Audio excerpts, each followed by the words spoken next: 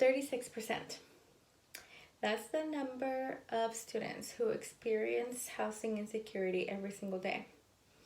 Another 36% of students experience food insecurity, and 9% are homeless. These numbers are slowly rising, which is becoming a problem that is more evident in our communities and in our world today. When these numbers are broken down to look at only community colleges, the numbers are even higher. While these conditions continue to affect students from low-income housing, they're also spreading to students from middle-class families.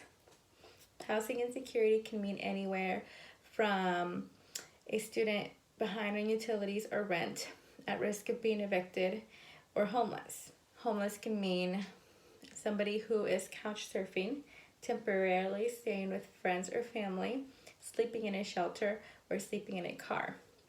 Food insecurity means that students don't have enough to eat on a daily basis.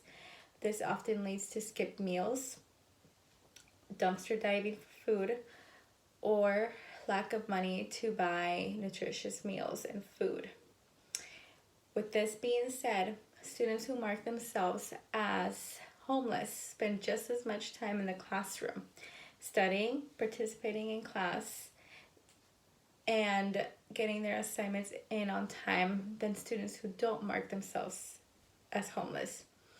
These are qualities that show resilience and responsibility, since these homeless students also sleep less, spend more time working and commuting, and taking care of others. These are qualities that any employer would be lucky to have and admired by many. However, unfortunately, a lot of these students with these amazing qualities end up dropping out of school and remain homeless and with debt.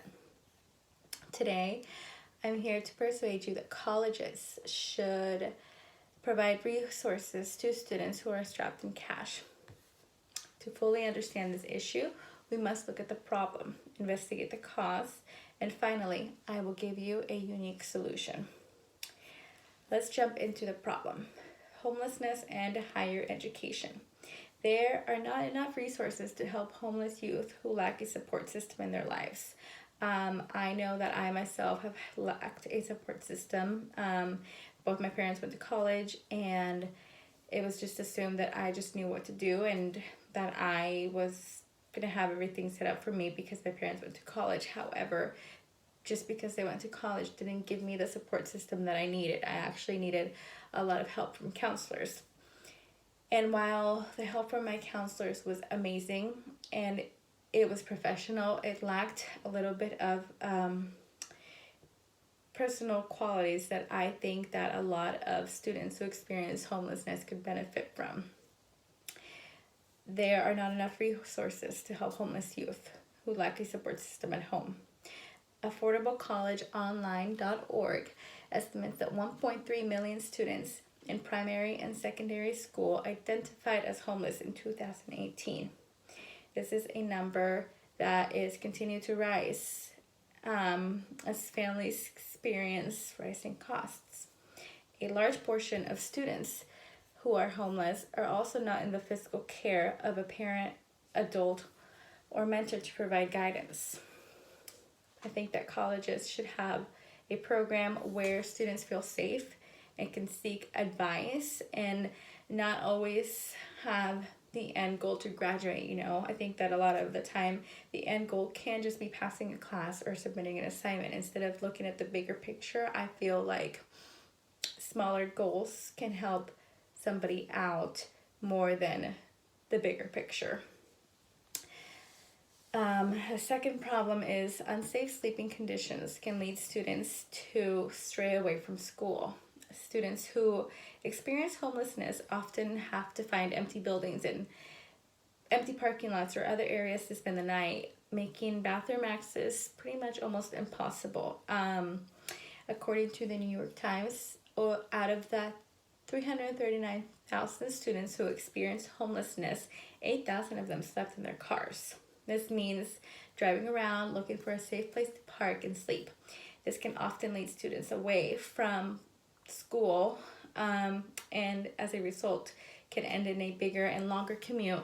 I think that opening community college parking lots so that students can park and have a safe place to sleep and access to bathrooms could eliminate some of these problems. Now that we have looked at the problem, let's explore the costs. The main cost is truly the rising tuition and rent.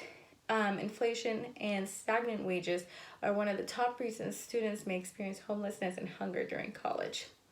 According to collegeready.org, the minimum cost to attend community college alone between tuition, books, transportation, and housing is over $20,000. And I actually believe that the cost is much bigger. As somebody who is currently in community college, I think the cost is way more than $20,000. But with that being said, according to collegeready.org, the cost of housing alone for community college students is 43% of the cost overall. So I don't know if I said that right. The cost of housing alone is 43% of the cost of being a community college student. So that's almost half. And the percentage covered by student aid is roughly only 33%. This is only a third of the total cost of attendance, and many students don't have access to loans, making their options limited. Another cause is foster youth make up nearly half of the homeless students, and the foster care system should continue to support foster youth past the age of 18 to ensure that they're on the right track. According to KQED, students at higher risk of experiencing homelessness are parents, divorced students, Black students, foster youth, and members of the LGBTQ plus communities. And I think that the support for these groups of people should go further than their communities to ensure that they have the same resources as everyone.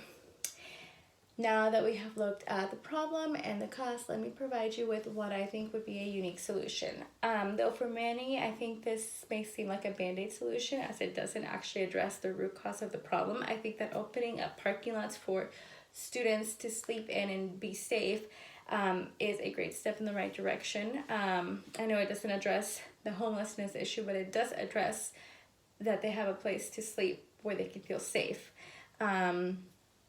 Another solution is that grants and student aid should be easily accessible and should cover more than 33% of tuition costs.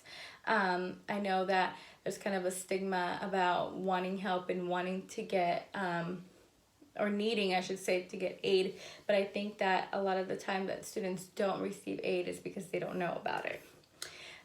So today I tried to persuade you that colleges should provide more resources to students who are strapped in cash, and I hope that next time we will be at a point where colleges have already recognized the struggle that many students go through and face and can strive, and hopefully have already provided the resources necessary to help them.